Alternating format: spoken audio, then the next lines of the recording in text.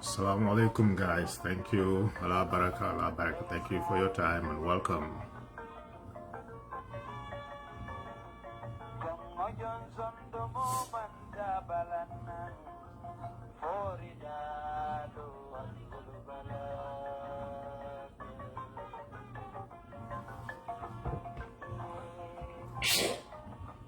All right, so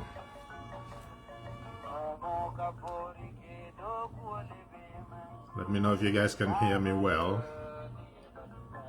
I have to get set up here.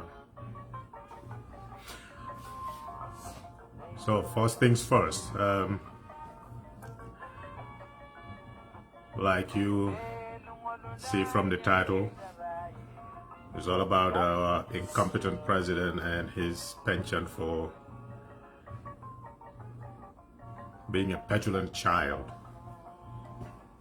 who doesn't know how to govern, doesn't know how to even govern his own emotions.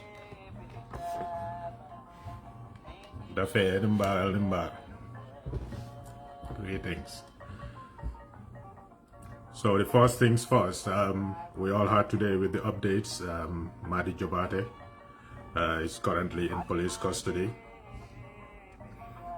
I think we need to start having a log of the crimes of Abdoulaye Sanyang and the Attorney General and Minister of Justice.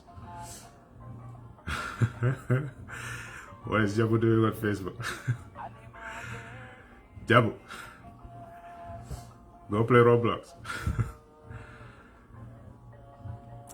We need to start having that log, documenting every single crime, because every time you violate the laws of the land, it's a crime. And every single one of those crimes need to be recorded, and he has to be held accountable for it. It doesn't matter how long it takes. People need to pay the price for violating the laws of the land. For the longest time, Gambians are always in this Maslaha syndrome. You know, when change comes, we say, let's forget the past, let's move on. That's good. But it gives the new people the opportunity to make more abuses, carrying forward, expecting that they will be forgiven when a new administration comes. So there is a tendency of a hope of getting away with crimes. That's why people commit it. And when we say crimes, basically violating the laws of the land. And I think the National Assembly need to revisit the laws of the land, look at them and see if they can impeach certain public officials, if the Constitution provides them that power to go ahead and do that. Since you can summon them to the National Assembly, go ahead. We need to put the pressure on these people to know that they are not operating in the jungle. To the extent that we have laws, you can summon them to the National Assembly, summon them to come and give answers for the crimes that they are committing. If the court gives orders and they say, oh, we're going to violate those court orders, call them to the National Assembly, pass a resolution that person X or Y needs to be fired from their position. And if the president doesn't do that, then he is, you know, also violating the law. You know, set up impeachment proceedings. Whether it goes anywhere or not, let us show them that they cannot do whatever they want and get away with it. So we get a news that Madi is currently in police custody. Person who said he's not feeling well, currently on medication. You're taking him to a place where he's not going to have any medical care. Anything that happens to him is entirely the responsibility of those in the administration. From Abdoulaye Sanyang, in fact, from Adama Barrow down.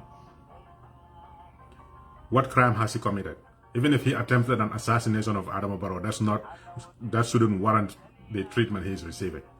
Just because somebody spoke their mind is enough to have police surveillance on their, you know, house for days, and then finally arresting him, keeping him at an unknown location when he is sick, currently on medication.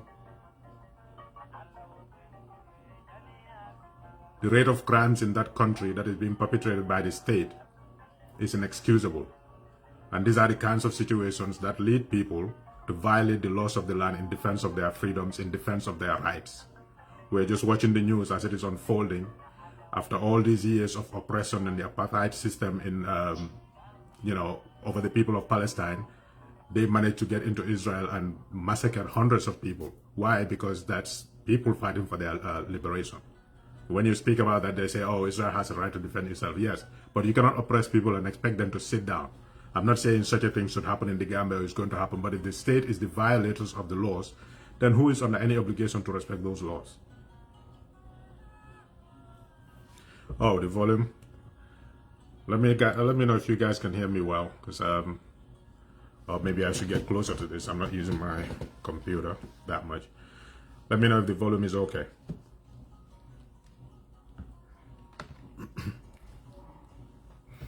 The only thing happening in that country is a violation of people's rights. Their right to express themselves freely. All this excuse that Adama Barrow is saying, hi, there's too much democracy, more than never more. What is Nendiro in Gambian constitution? What does it constitute? They cannot define it by law. Just because you feel like somebody insulted you. In our culture, anything can be considered an insult. I cannot sit here and tell my older brother, not even, my parents, my older brother, amen for Wulialam or Fanialam. That's considered an insult. And the opposite of truth is lies. You cannot tell somebody they lied because you're insulting them. Even if you know, everybody knows they are lying. You cannot tell them that they are lying. That's an insult in our constitution. So where are we going to draw the line to say that somebody insulted or didn't insult? It depends on how a person feels. So if I say something about you that you feel like is tarnishing your image, libel, or slander, there's a provision for that in the Constitution. Go to court and say, this person slandered me. And let them bring the evidence out. What are the damages to you? Let the courts decide what to do. But you cannot just say somebody insulted me. People use foul language all the time. As unsavory as it is, our religion doesn't allow it, our culture doesn't allow it, but it is not a violation of any law. It's just a moral argument. But these are the things that are unfolding in our country, and people are excusing it. And when I say people are excusing it, we'll take an example. When Yahya Jammeh took over in 1994, to excuse that act, unconstitutional act, and we are all guilty, especially those who were in the opposition, NCP children and all that. Oh, Jawara is finally gone because we were naive, we don't know what's going on. When Yahya Jammeh took over, what did you say? Oh, Jawara overstayed. So that was the simple reason. He overstayed in power, even though he was not violating any law. He was not violating any provision. We needed to have term limits, fine.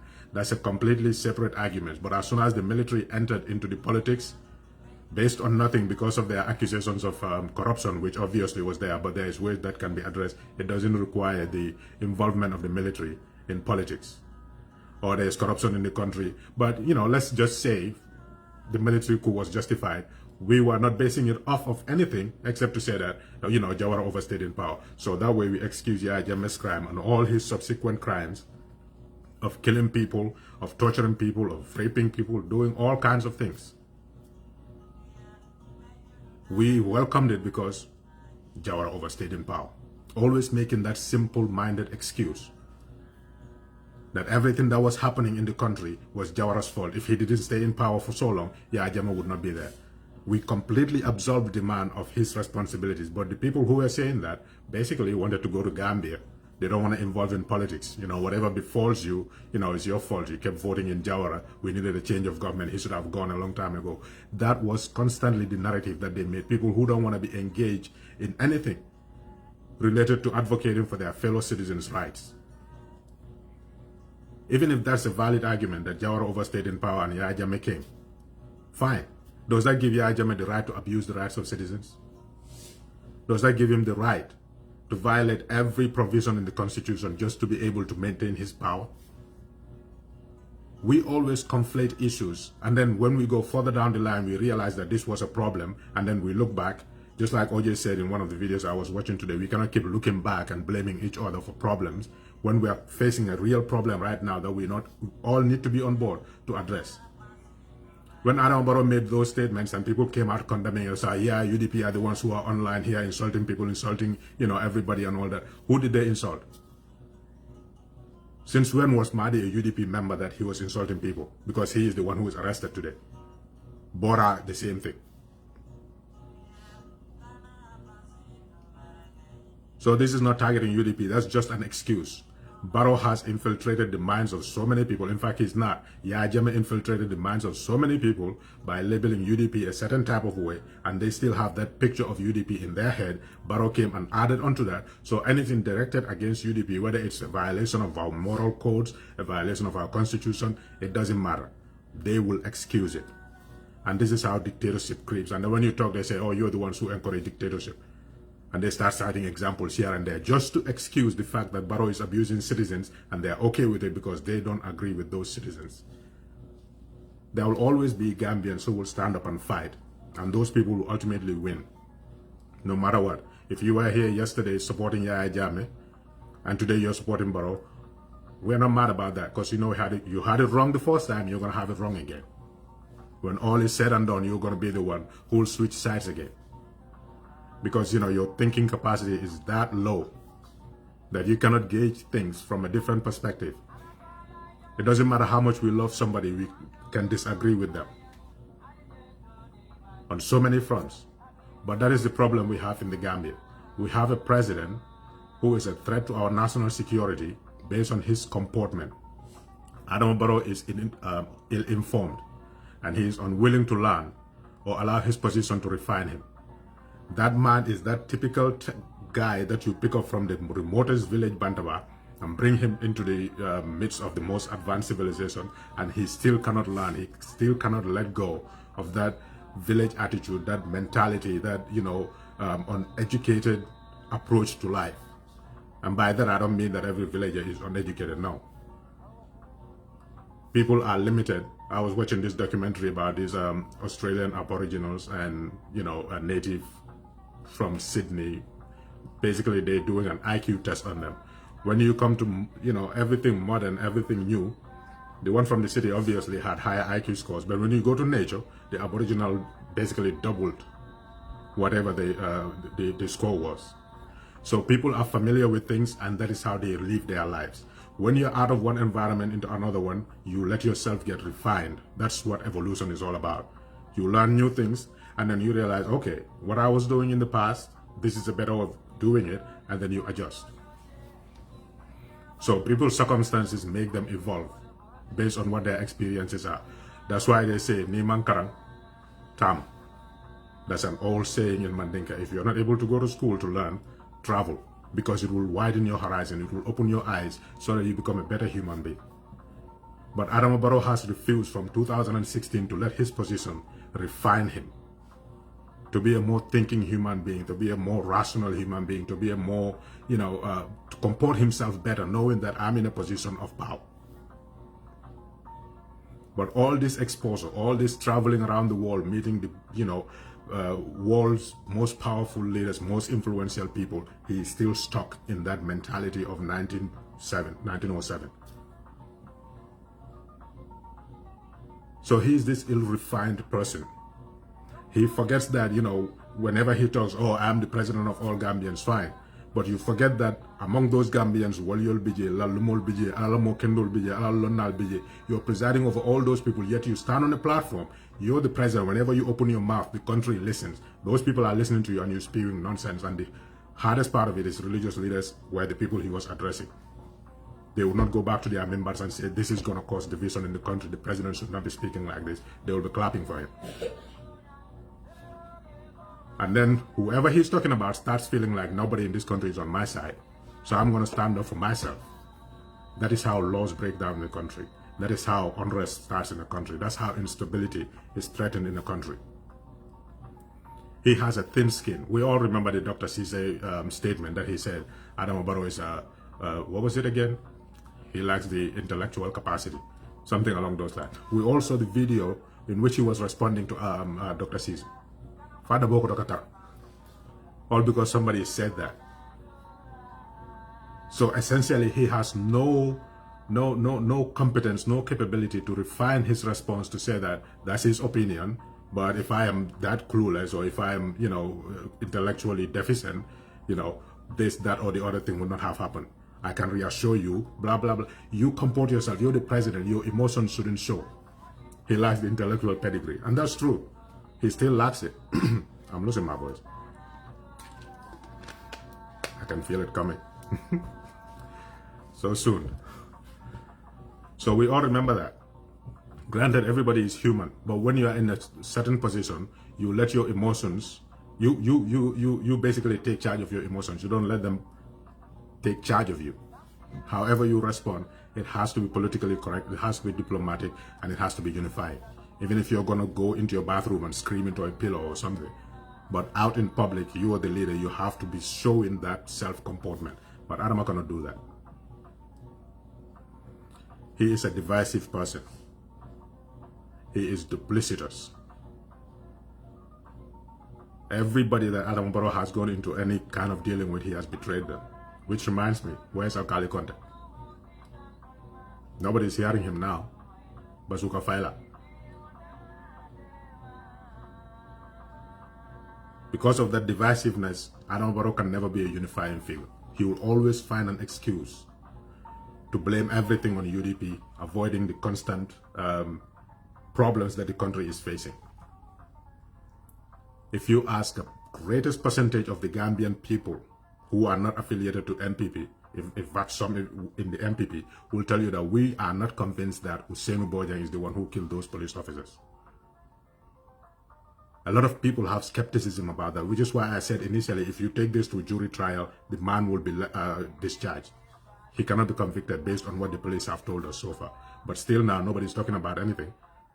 They have that man sitting in a cell somewhere, defying court orders, still not appearing in court. And his testimony that they said was, solicited through a panel. And he confessed. Is still sitting there while these people are still mourning their young children that died in the service of the nation. Instead of standing on a political platform and addressing the country, telling them what measures he is taking to ensure everybody's security, because it's a concern now that we are seeing police officers being shot at their positions of duty. It is a growing concern even for the government. Show that empathy to the people that we know what you're going through, because even our own agents are not safe, and what you're doing to address that. But no, he will be sitting there talking about problems in Nigeria. How Buhari's political opponents or political allies betrayed him. He's always scapegoated. Never taking responsibility for anything. And he has no regard for our values as a people. So I said it in another video, Adama Barrow sees two groups of people. People who will clap and sing for him when he stands on the political platform, and UDP. There's nobody else in that country. Those are the only groups of people. Even if you are the most independent person like Madi Jabata is, you say something that is against the government or makes the government feel bad about one action or the other, one policy decision or other. Exactly. He has no empathy. I don't think he has a capacity to even empathize with people. That's how morally deficient the guy is. He has no capacity to empathize with people. When Jawara died, he went there. There should be a period of mourning for the whole entire nation. Jawara lived a full life in his 90s, alhamdulillah. But that was a time that should be somber. But he was there. He couldn't even, show any kind of emotion on his face. So we are not surprised whenever he attacks UDP. And that is not what this is about. We can defend ourselves. We don't need anybody to jump into that. We will get to that. But this is about the president of the country, president of the Republic of the Gambia. Whatever he says represents us, you, me, everybody, whether you support him or not. But he sees two groups of Gambians, people who are NPP, that means the people who will support me, clap for me, and the people who will speak out against me. So basically, NPP, my supporters, UDP, my opponents. So anybody, even if you are not affiliated to either of these parties, as soon as you say something that is against Barrow, or that makes him look bad, or makes him feel guilty, you are an enemy. That is why truth-telling in the Gambia is now a UDP thing. Because you say it, you're UDP. Adino, Nasser, or Barrow, whatever he wants is those 19 political parties. There are 19 parties here. Nobody hears anything from them. Why can't you be like those people? That's exactly what he wants. Nobody to say anything about him that's going to make him feel bad, make him feel guilty, make him feel like a failure that he is. That's all he wants. And that's a bad look on those political parties. How you strategize to do your politics, that's up to you. But the Gambian people are watching. Come election time again, 20 more political parties. And they have only one excuse. These people have tried so many times, they couldn't get into power, but you showed us all these 5 years, you don't care about us. Why should we care about you now that it's time for elections? So Barrow, Tata Nata, the only thing he wants is everybody to be quiet for him to do whatever he wants to do with a clear conscience. As soon as you say the truth, it pricks his conscience and he gets mad. The next political opportunity he gets, that's all he's going to talk about. He will never address the nation on anything. He will not talk about anything. They just write a script for him. Whenever he reads, you know Ibrahim Sankara wrote this. You see it in his style of writing, and when Barrow reads, even though his reading is terrible, you know Ibrahim Sankara wrote it. So he cannot empathize on anything. He cannot relate to anything. I'm just going to stand there, read this, and go home and eat my chukong and then get my fat salary. That's it. So he has no regard for our values. He has no respect for moderation. He has no respect for the fact that he's in a position that is dignified. Whether you do your job or not, the office of president is a dignified office that represents all Gambians. Even if people on the side, that's the job of the opposition. We call you out for the wrongs that you do. The president did this, he shouldn't have done that. The president didn't do this, he should have done that. The president said this, he shouldn't have said that. He didn't say this, he should have said that. That's the job. To constantly remind the people that you deserve better than this guy. If that becomes a problem in our country, then we have a problem.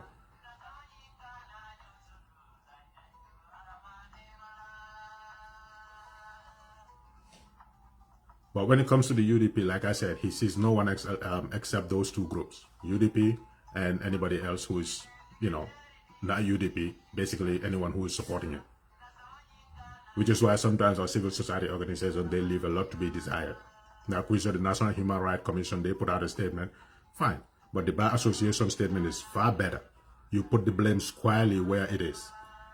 Yes, it's noble to say everybody should be moderate in the political discourse and all that, but you do not equivocate or you do not, you know, draw false equivalencies. Barrow is the president and he should be held to a higher standard. Simple. In fact, nobody said anything that is, you know, untoward. Nogo Njai is a national hero. She gave her life literally to fight against tyranny. And what was the aftermath of that? The TRRC report is sitting down somewhere collecting dust. The reason we are angry with that is because when the government changed, the first approach was, should we identify people and, you know, send them for overseas treatment and help them out because of what they went through? The argument was made, oh, not, let's wait for the TRRC to complete, and anybody who needs urgent medical help, we can provide that for them, and then wait for the TRRC recommendations, then we can, you know, help all the victims together through whatever funds that they recommend.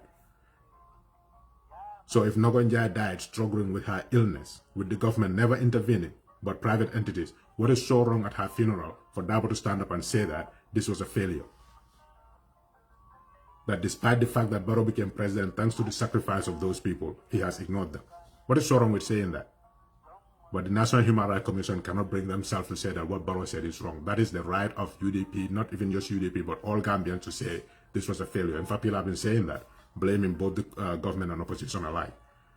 The only thing to do is defend yourself against that. But you cannot stand on a platform and then insult a person like Oceano Dabo, who has hundreds of thousands as followers. Not only that, Vice President of the Republic. When people occupy certain positions, they deserve respect. By virtue of that. But we have a guy who cannot, you know, who doesn't know the consequences of words. He just spews whatever comes to his mind and then realizes that I made a mistake and then reverse back. So we're doing all this to say the campaign, like I said, there are Gambians who are committed, dedicated, ready, and they have seen where the problem is and they are going for it. So let's all focus on where that problem is, and it is nobody other than Adama Barrow. He has the sole responsibility of governing the country, and he is failing at that. Whatever the excuse is, whatever the, you know, grievances is in the past, he is violating laws. You cannot arrest people and say, even if a judge grants you bail, we're going to re-arrest you. That's a violation of the law. The politics is a different matter. When it comes to the laws and the values that we uphold as a country, that's an entirely different matter. And that's what's under assault right now. And nobody should be excusing that by saying, you know, this happened in the past, that's why this is happening now.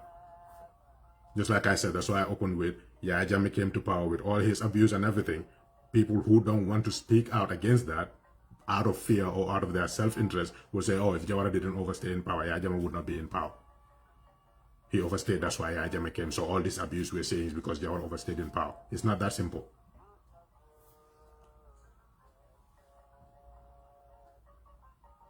So Barrow is using that opportunity that he failed based on what he's doing with the TRRC report to try to cast the blame on UDP, try to distract people away from the killing of 2 young police officers and the gunman that is at large, because a lot of people don't believe that this person is the one who committed this crime, based on testimonies from witnesses and family members who saw him at a place other than where the shooting took place. But to deflect attention away from that, he's blaming the UDP. So why is he lying about the UDP? Look at the people around him.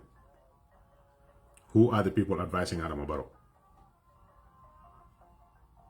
So Yahya Jammeh planted a seed, and those were the people who showed him where to plant it. In fact, he planted it, but they just encouraged him and stood by him saying, you are right, are the same people that are advising him. If you listen to the way he talks, it's exactly the same way Yahya Jammeh talks. When Yahya Jammeh in 2016, leading up to the elections, what did he say? Since 1994 until now, I'm quoting him exactly, those who continue to cause trouble in this country have been the Mandinkas. 1994 until now, 98% of troublemakers have been Mandinkas. Those embarking on illegal migration to seek asylum by tarnishing the image of this country have been Mandinkas. But any Mandinka crazy enough to follow them, I swear not even a fly will see you. This is after he has labeled the UDP a Mandinka party from 1996 up to 2016. That was his argument. Jawara was in power, he's a Mandinka, so these Mandinkas who are leading other parties want to restore the Jawara order in this country, so they are Mandinka party. He labeled that and people are still buying into that. That was Yahya Jammeh's speech. That the only people causing trouble in that country, essentially, are the Mandinkas, after he labeled the UDP a Mandinka party. Now Adama Barrow is saying exactly the same thing. Everything has a limit. But I swear to Allah, that will change. Because, you know, Billah walai talai. Now he even started saying that in his speech. Billah walai talai. The biggest threat to national security today is UDP.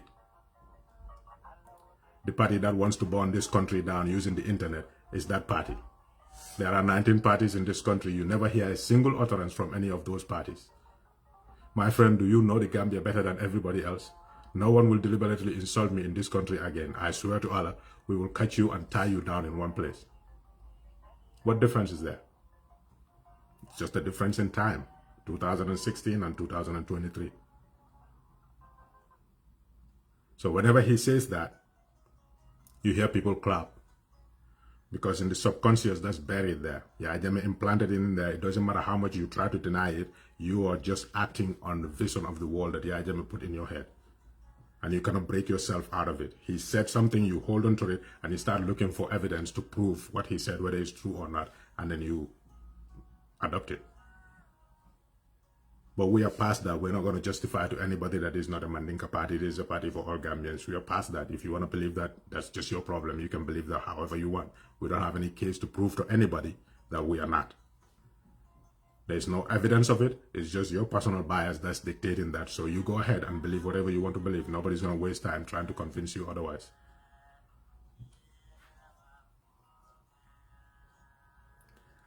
And then there's the statement, because I've seen it recently also circulating online, when they said, oh, UDP is the one causing trouble in this country. Dr. Mane gave a very good response on Kerfatu recently about that. UDP had an opportunity from 1996 to now to cause instability in that country. And everybody who is not stupid knows that if Dabo calls UDP, even if it is raining bullets, people will show up. If he says, come out on the streets, people will come out on the streets. Every single Gambian knows that. Unless your mind is somewhere outside of your head, but you know if he calls, people will respond. Everybody knows that in that country. 1996, we believe that UDP was cheated out of that election. People who were alive then could tell you all the activities that were going on around Pipeline when the IEC was about to declare the results. Since then, we believe the same thing. Every election, there was cheating going on, whether it's from denying access to the media, whether it's from intimidating voters, whether it's from green boys attacking and beating people up, whether it's soldiers, coming to grab ballot boxes or and taking them to counting places without UDP agents or any other agent in the military truck. We have believed that. And we know in Africa, every violence starts around elections. All you have to say is, they stole our victory, this was our victory. In Nigeria, what happened to Abiodun? So Dr. Mane was pointing to that when, we have that capacity. For Dabo to say, of course, when they come, the bullets will go out. In 2016, wasn't that what happened? When Dabo was going out, he said, if I'll be in front, any bullet that comes, it will take the leadership down first. Everybody else stay behind me. Because you expect that when you go out, there'll be bullets. But that will not stop people from going. So that's how the state is going to respond. And then how is it going to escalate? It's not going to be the same as 2000 and 2001 when students went out. We know that's what the response is going to be. But the UDP is always on the side of, let's obey the law, let's go to the courts, even though it's not fair to us. So if that party was up to the point in 2015, 2016, Panderi doesn't say anything other than Adama is a coward. With all his support in the country, he cannot take people out on the street to challenge Yaya because everybody was frustrated. They labeled him a coward. Why? Because he refused to do that. He said, I'm not going to walk on the bodies and blood of Gambians to go to State House. So how can you stand today and lie about that, and then people on the other side saying, in fact, it's true? Just one word, Alfint, and everybody will be on that street. So we have to stop being dishonest and see what the recipes are for unrest in any country. It is the state acting illegally, like arresting somebody like Mahdi for what he posted on Facebook. You put his compound, his street under surveillance. Arresting him even though he's on medication and denying his family access to him to give him his medication. Injustice is the greatest recipe for instability in any country. And we're seeing that, but we're excusing it.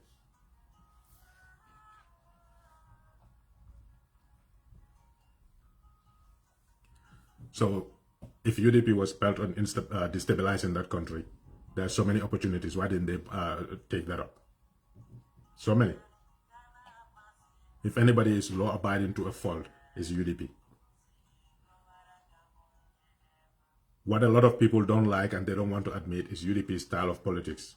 Because from 1996, after the people realized the power of Yahya Jammeh and the extent to which he would go to suppress anybody that disagrees with him or condemns any of his actions, a lot of civil society went into self-censorship or completely died out. So UDP, in addition to being a political party, took on an activist role. We will call your name on a political platform, mention your crime, and then condemn you for that crime.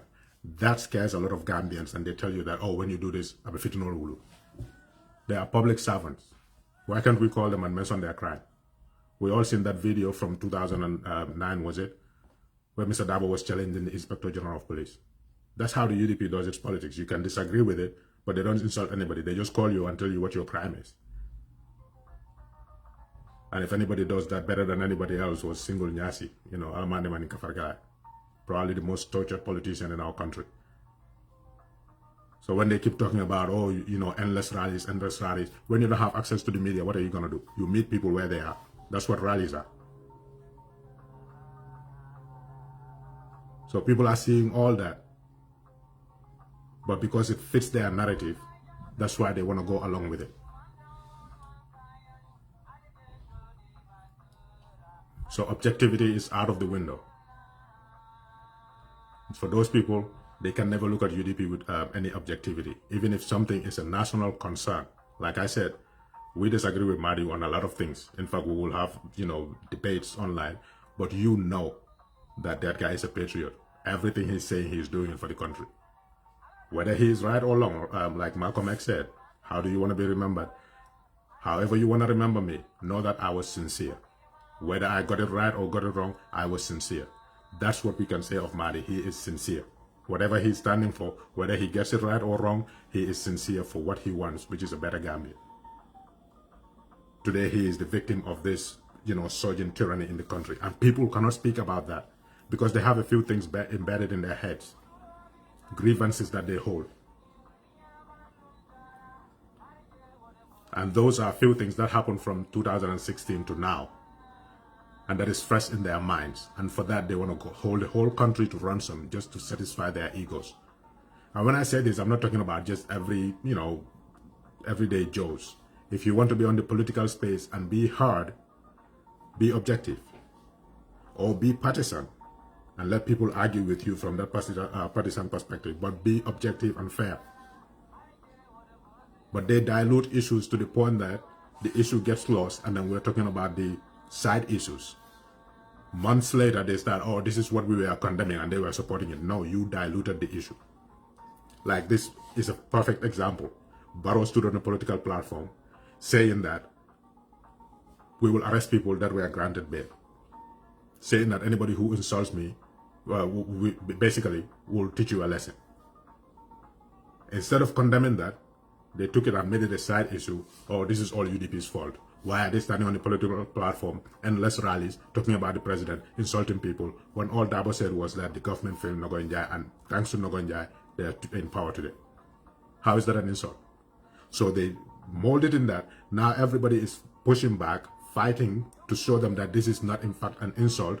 What Barrow is saying is what we need to focus on, but they wouldn't do that. They would keep talking about this, talking about that, and then later on they say, oh, when Barrow made those threats, we were condemning them, they were supporting UDP. Because you diluted the issue. This is not about UDP. We have a right to talk, we will talk. If the NPP feels like they're not being represented by what we're saying, let them bring their own people out. They have enough of them. Political banter and back and forth is not a new thing in the Gambia. Those who grew up before the Yaya administration will tell you, there was a time NCP people will tell PPP folks, Chalo. And Jawara will tell them Nikali Chalo was in Gunja or something like that. Because in Chalo Lokulon the Fuara or something like that. So there's that banter, there's that satire back and forth in politics, even in sports, some sports there's trash talk. But you respond to that in kind.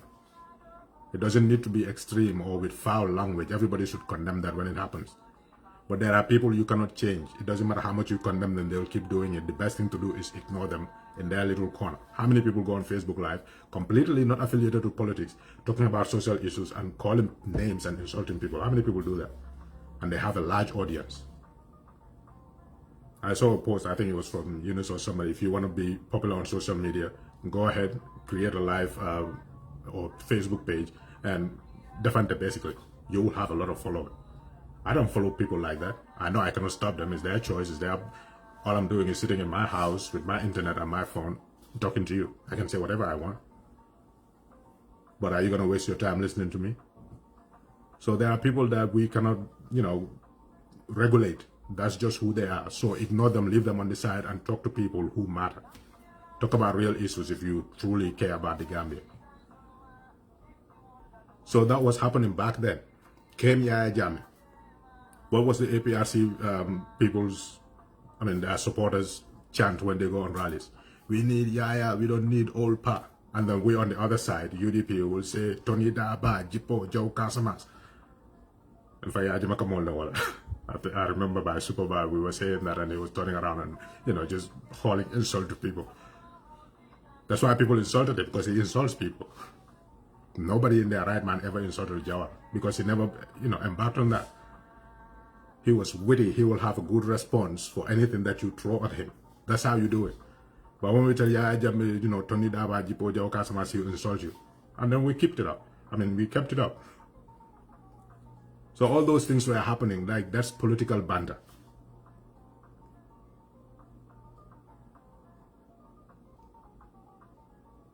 And I remember, I think it was in the 2016 area or so, when a lady insulted Dabo or was said to insult Dabo and the case ended up in the police. What was the other side saying? Dabo is a political figure. He is a public official. He needs to be tolerant. How can you take people to police because there's just something you don't like? Those same people exactly today are saying UDP needs to stop insulting people. Just like Dr. Mane said, whenever you, direct anything towards UDP, even if we're not going to get the right outcome from court, we go to court. To show the people that this needs to be the order. But they will never speak about that. They will focus on some fringe elements that say, I support UDP, or put up a UDP flag, and say things that are unbecoming and say, this is UDP. So when that issue was taken to the police, because somebody, Dabo knows he has supporters. He has a family, he has people who love him. So if you say certain things about him, somebody could misinterpret it or do something that he was not going to endorse. So to show people that, let the law take its course, I'm going to take this issue to the police. And he was widely condemned for it because he's a public official. He needs to grow a thick skin. Why can Adama Barrow not grow a thick skin? These are the double standards we talk about. When there's an issue, let's focus on the issue. Don't dilute it with side issues, and the issue gets lost. And then it keeps coming up, and again and again and again and again, because we didn't address it, we diluted it. Those are the same people who will say, "Oh, if you say something, they come after you. We will come after you." That's not going to change. Politics is all about image, conveying the message. As important as it is, we have witnessed it. I specifically, me, Pata, and Bubakar, we used to have a show on here where we'll go through the UDP manifesto point by point by point, from the economy to politics to society to culture to everything. Our viewership was like, what, 25, 30 maximum. Nobody will engage us. Followed by posts. Nobody engages us on that. The UDP's 5-point agenda, nobody talks about it. All they focus on, Sabar Benekin, Sabar Benekin, Sabar Benekin. I have had few people that reach out and say, "Oh, UDP put this in their 5-point agenda, but I don't think it's going to work this way, that way, or maybe if you adjust it this way." Those are the sincere people. But for the others, they're looking for opportunities to defend it. And you will never see them say one word of endorsement for whatever UDP does. You don't need to praise us. We are, comfortable in our skin. I'm saying all this to say, let us focus on what the issues are. The president just threatened to violate the laws of the country, just so he can abuse citizens that he doesn't like. And we are making it about UDP. And we'll keep talking about it. 2 young police officers in their early 20s just graduated into the service were murdered. The police did a very sloppy job of identifying who killed those police officers. Up to date, majority of people in that country are not convinced that they have the right suspect in custody. They have not even still now recovered the gun that was used. How can you prosecute and then find somebody guilty for a crime when the murder weapon could not be traced to him? That is why people are still asking who killed these police officers. It's not because we're diminishing the life of those police, that we just think that they have the wrong person in custody. And based on their reactions, they wanted to politicize this from the beginning. So whatever the excuse is, the fact of the matter is we have dealt with Yahya Jammeh enough to know that they lie about their true intentions. And the true intention is Barrow doesn't want anybody to say anything, and that was in his speech. There are 19 political parties here. Nobody hears from any of them except UDP. That is his desire. Let people leave him alone. He will, construct a road here and there, and that's enough for the people, even though the economy is tanked. That's his desire. I'm going after people who insult me. What is an insult? Telling you lied? When you lie, we're going to tell you lied. So today he is after Mahdi. We're going to keep bringing it because this is what it is about. As we are, dissecting this whole issue and why we are where we are, why we cannot agree as a country, and then leading to the empowerment of tyrants over us. This is how it starts. Yahya Jammeh came and started abusing people, and when you talk about it, they say if Jawara didn't overstay in power, Yahya Jammeh would not be here. Basically, whatever he does now is fine. So what are those few things that a lot of these people who are today endorsing Barrow's tyrannical steps are citing? UDP gave us Barrow. You will hear them say that over and over and over and over again. They will never move away from that. UDP gave us Barrow. They don't tire of that line, and we would not tire of reminding them that from 2011, UDP was looking for a flag bearer. UDP was formed in 1996, just a month or two before elections, without a leader, and they sought Mr. Dabo to come and be the party flag bearer and party leader. He accepted it. He has never turned back since then. But he knew, UDP knew, everybody knew there was no way around the 1997 constitution for Dabo to contest any elections after 2011. They started looking for people to contest for elections under the UDP banner. You don't have to be on the campaign trail. You don't have to do anything. Basically, just say you will accept it. We'll do all the campaigning. When it comes time to register at the IEC, we'll put your name and say, this is our candidate. And then from there on to elections, it's just intense campaigning. Nobody wanted to do that. That's why UDP gave you Barrow. UDP was a leper, basically, suffering from leprosy that nobody wanted to be close to. People like me, I consider myself moderate to a certain extent. People unfriended me because they said I am openly UDP. And I don't really do any, I never used to do live Facebook, ever, back in the day. If anything, I'll just be on Balafong, you know, arguing and yelling at people. That was it, or maybe make a post here and there. That's about it. People unfriended us. Why? Because, you know, they don't want to be associated with people that Yajama considers as enemies. So if you say UDP gave us Barrow, why did UDP give you Barrow? Because he was never considered from 2011 until October 2016. Nobody ever considered or pointed to Barrow as a potential candidate for the UDP.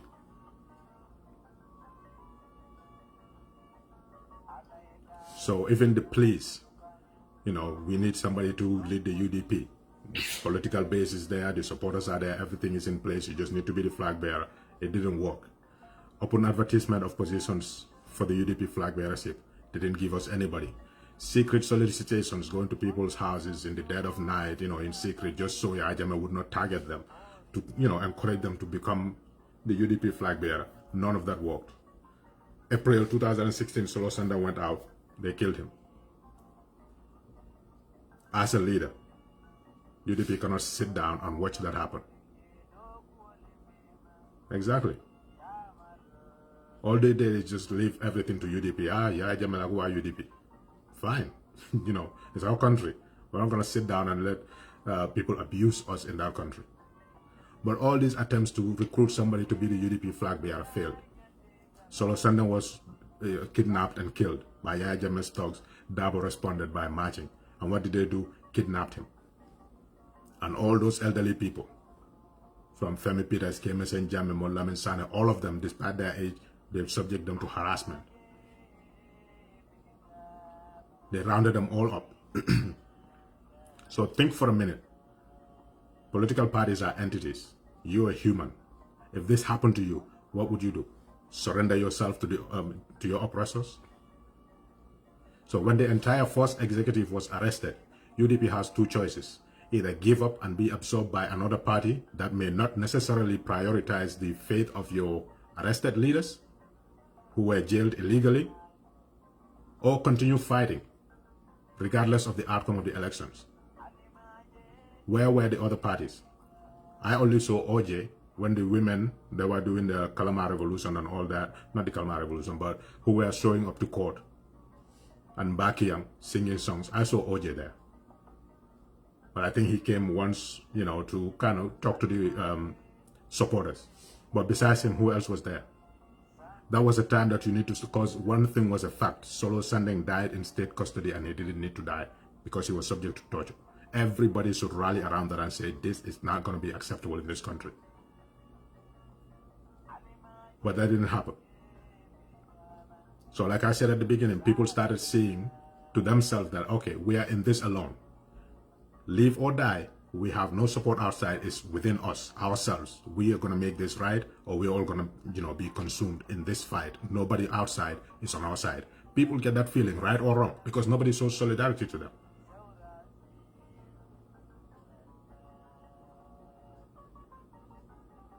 So you tell me, why should UDP trust those political leaders who didn't do much when Solo Sandeng was killed, didn't stand up and be show solidarity to UDP leadership, that we are on with you on this side, what do you need us to do, and we will help you with it? Nobody did that. So you expect UDP to just fold away and hand their party over to those people and say, here. Because two things are certain. When you go into elections, yeah, Jammeh could win, he could lose.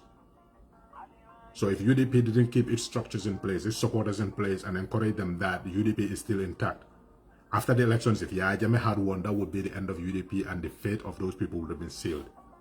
So you needed somebody at the helm, if Yaya Jammeh won, for us to continue the fight, at least to keep the spotlight on the people who were in jail. That much was needed. That leadership never failed the UDP supporters from 1996 to 2016, so they should not be failed after they were kidnapped and kept in jail by Yahya Jammeh. So after elections where Yahya Jammeh won, if Yahya Jammeh lost, obviously that's what everybody wanted, but if he won, UDP was going to continue that fight to release their leaders, or at least make sure they didn't die in jail by keeping their plight in the spotlight. That was the strategy of UDP. So we needed somebody to lead the UDP at that time, and thanks to the foresight of AGM, that happened. She literally forced Adama Barrow to come and be the leader of the UDP. That's why he kept saying, you know, and he turned out to be that Dunkurum. And he doesn't like people saying it. So when I come, you can arrest me. So AGM knew that Jammeh could lose, but he could equally win. So if he won, what was going to happen to the UDP? If Jammeh was declared the winner of the 2016 elections? Do we abandon our leaders in jail, or do we move from the election straight into keeping the case of our jail leaders in the spotlight? So this is why Barrow was selected to lead the UDP, in case you're wondering. UDP gave us Barrow. We didn't give you Barrow to go and fail the country, which is why, and everybody started saying, oh, when they fired Dabo, we fell out with Barrow when he formed the Barrow Youth Movement. Because here's the thing, Adama Barrow knew after the victory that he was nothing. And if he stepped down from the presidency, he was going back to being nobody. The only thing that would count was that his name, he was the one who defeated Jammeh. But he doesn't want to be obscure again. He wants to be somebody that everybody will, you know, keep their focus on like they did. He tasted power. He said it. We'll try to find those audios and videos. You know, taking on a tyrant is not easy. You get scared, but when you look behind you, you see the crowd, you realize, okay, these people give you courage. He was saying that. So here was a guy that nobody knew. Even people in the UDP would call, who is this Adama Barrow guy? But desperate situations call for desperate measures. Like I said, that was the mentality going into 2016. Yeah, Jammeh could win. And if he does, UDP needs to be a political party still with its base and structures intact to be able to continue this fight for our leaders' sake, at least until we can get them out, because they were jailed for 3 years before we focus on the next elections. So they will bring that argument just to excuse the wrongs that Barrow did. You gave us Barrow, now deal with it. Basically, it doesn't matter whose rights are abused, they deserve it because you selected this guy. But underlying that also is the bitterness that Khalifa was rejected in favor of Barrow. By every measure, Khalifa is way better. I said that somebody said you cannot say who is better because only Allah knows who is better. But we look at the yardsticks that we can measure with. Khalifa is more educated than Adama Barrow. He has better self-comportment than Adama Barrow. He is more of a leader than Adama Barrow. He is more honest than Adama Barrow. Everything, every yardstick you can use. In fact, there's no comparison there. Everybody knows that. But at the time, the political sympathy or the nation's sympathy was with the UDP because of what they went through. And some hate the UDP for that fact. How come you have a person as qualified as Khalifa, yet you ended up showing Adama Barrow and then him winning? But, you know, like I said, fair. Khalifa is more qualified than him. But then there's also the case of the winnability of the candidate. We often see it. Sometimes people will declare term limits and say even for the opposition parties, they need to have term limits because how many elections did Dabo contest and lose? But since in the 80s, Khalifa was also part of the PDIs, even though Sidia was the flag bearer when it comes to elections. So we can make the same argument, but it's not about that. Public sympathy was on the side of the UDP. We need to capitalize on that. In fact, going into coalition 2016, UDP was still of the view that it needs to be party-led, but they were willing to go into those primaries and, you know, be a willing and faithful player in that effort. So if they emerge as victorious, even Khalifa accepted it. They were helping Adama Barrow out. And that was everybody's hope. He has a good team around him. All the political parties are on one side. And I keep saying this, which is why when PDIS said they were not going to take any cabinet positions, a lot of us were disappointed because we knew they would have been, you know, made a good team in there. But they wanted to go to National Assembly. Granted, that's also fine. It's a good thing. So we let that go.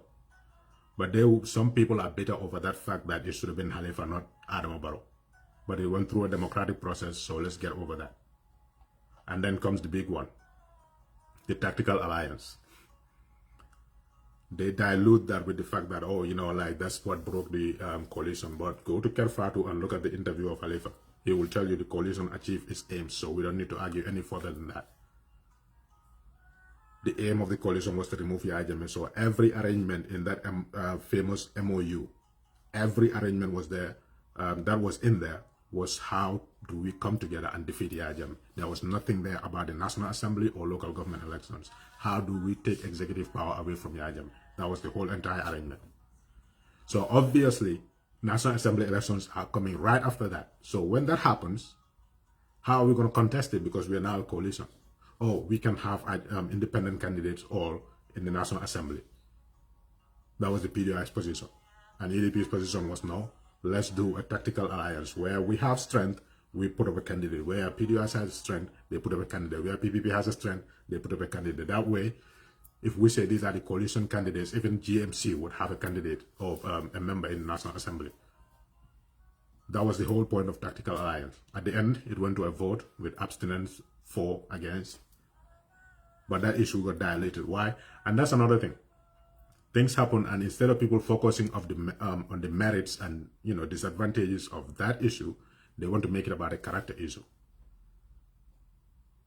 And we are not going to stand for that. Mr. Dabo has been in public life since in the 1980s. Nobody has ever accused him of any immorality or illegality. So if he makes a decision that you do not agree with, which is fine, you can disagree with a lot of decisions. In fact, we did disagree with him in the past on some decisions. In fact, his party disagreed with him on some decisions, publicly.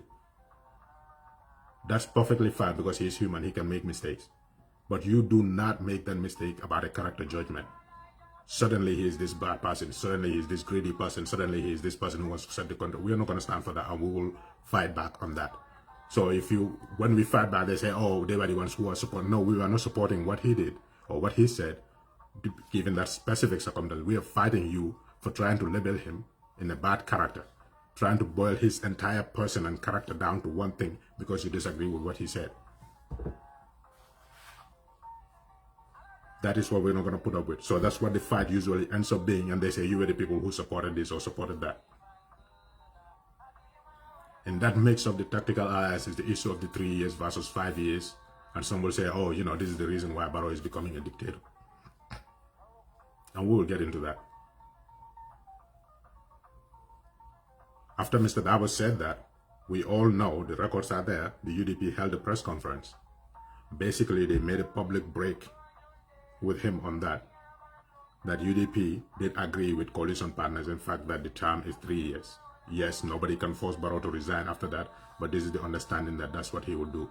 And then that whole New Delhi Dabon Jukal afterwards came. That's when Barrow decided that UDP is his enemy. All these things are there. So we can talk about that because we all know, yes, Dabo is a powerful politician. Any word he utters moves the Gambian political needle 360 degrees. Everything he says has an impact on our political landscape. So yes, you can argue from that angle and make your point, but you do not make it a character judgment. If you do, we'll fight back. We will not allow that to happen. So in defense of his dignity, you decide to say, oh, you know, like you were the people who supported this or supported. No, you diluted the issue with something that is unrelated to it, and we fought back. You were the ones who said Barrow is our Barrow. Yes, we're not going to elect Barrow and then jump around and become his opposition immediately. No. And then they would say, you know, because during that time there was this whole issue about the 3 years, the Fadoi protest. That also they diluted. They sought a permit, they wanted to go and protest, and the government called them to go and have a meeting. Up to that point, we didn't say anything. But when they went and met the vice president and cabinet ministers and the Supreme Islamic Council and even took a picture with them, it was all over social media. We said, well, the purpose of a protest is defeated. Why? Because if you want to protest, you want to bring attention to an issue. The people whose attention you need are now sitting across from the table with you. Then there's no point. If you want to go out, you can go out, but there's no point to it now because you've already made your case to the people who need to hear it. And they say, oh, you were against the 3 years judge, the Fadoi. So when 3 years Jotna came, so because we were against that, we were the ones encouraging Barrow not to give permits to people to protest. That's their argument. But you don't condemn people for the same thing you do, for the exact same thing that you do. Why do I say that? When 3 years Jordan sought a permit, they got a permit, and they went out after that, they got brutalized. They were the same people on social media making memes and laughing at people that were being chased by the police. Aha, you're the one who wanted to make a dictator. Now look what he is doing. Adama Barrow. That didn't make him a dictator. All these records are there. We're trying to clear this because once we move forward, our fight is with Barrow now. You can see yourself in this. You can, sit with your conscience and talk about it. We are done with that. We're going to go forward, and our focus entirely is on Barrow. If you want to know why we are not engaging you and stuff, you can come back to this video and watch it. Lots of issues in the country. We'll keep repeating it again. The young people that died, and the government politicized it from the get-go, and still now are not giving the public any update in that public interest case.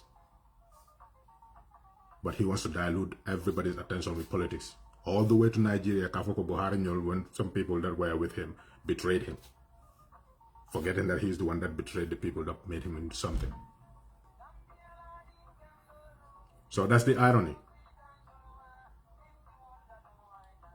You accuse people of being the ones who created the dictator because, the whole difference on the Defado issue.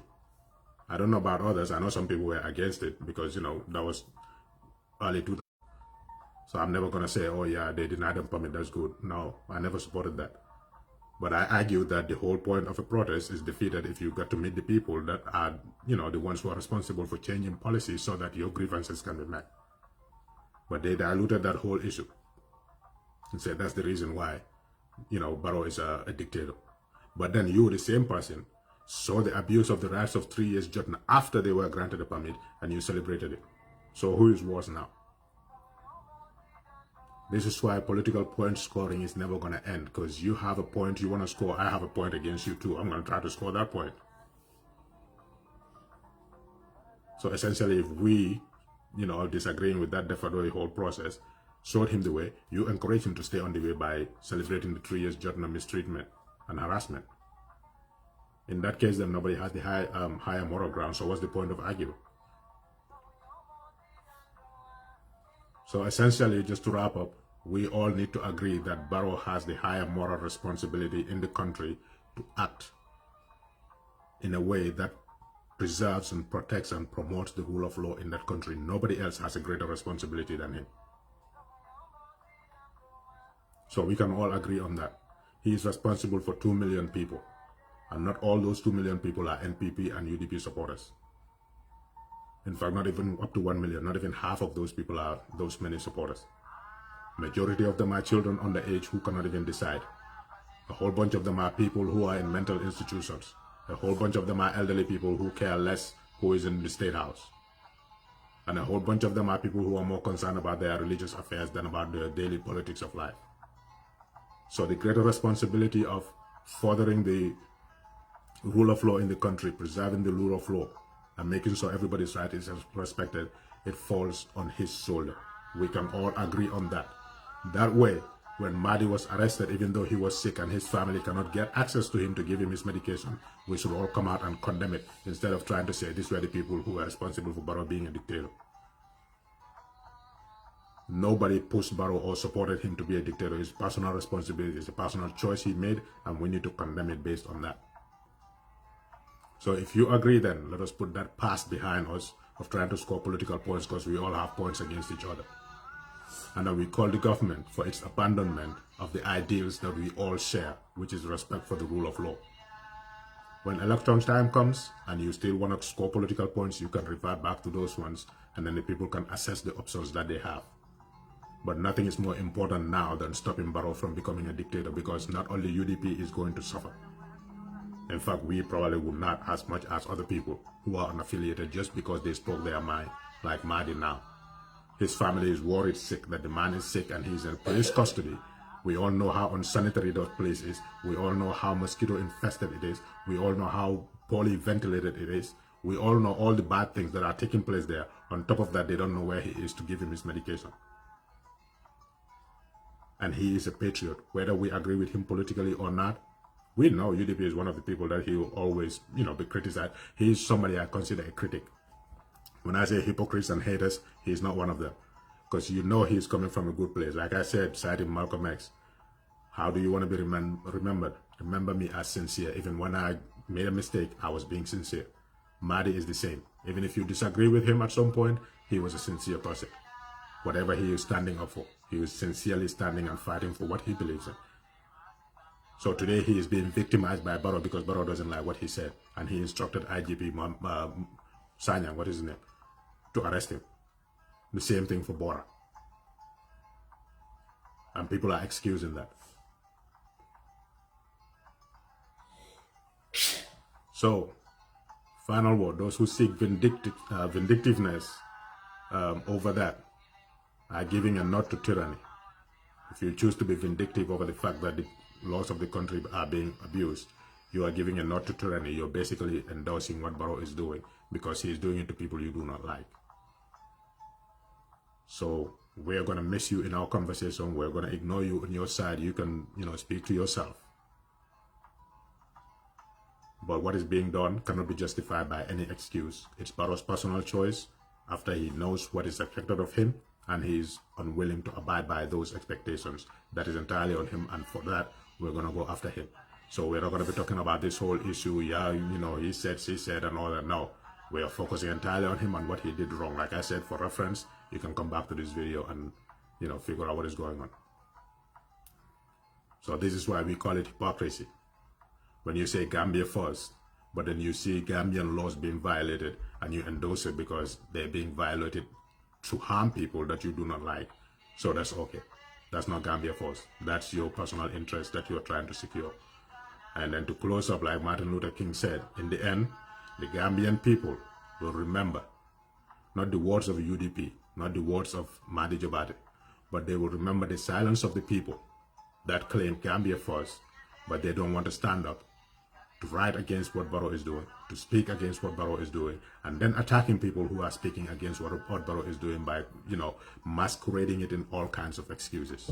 The Gambian people remember that because that would be recorded in history. And then it will be your own doing. So, like I said, Struggle 2.0 is here. We're going to continue the fight, and at the end of the day, the Gambia will prevail. Because the powers that Barrow says he has, the IMF has, the NIA, the military, IMF, ECOWAS, and all that, is not going to work. He has given us enough heads up, and we are going to keep fighting. The lawyers have already given a promising interview today that they are going to sue the IGP and the state for the violation of the rights of Bora, because he didn't have access to a legal representation, and he doesn't have, he was detained beyond the 72 hours. These are the things that we need to start. Before people go out on the streets, before we start being, a chaotic society, we use all available means to redress any grievances we have. And that is a good stepping point. But this fight will be fought and Barrow will lose at the end. Because you cannot violate people's rights and expect them to sit down on their hands and do nothing about it. So thank you guys for your time. This one took a little longer than usual because we need to clarify a few things. But we'll be back some more. I did say Saturday last time, but that didn't work out. So hopefully next time. Allah Barak.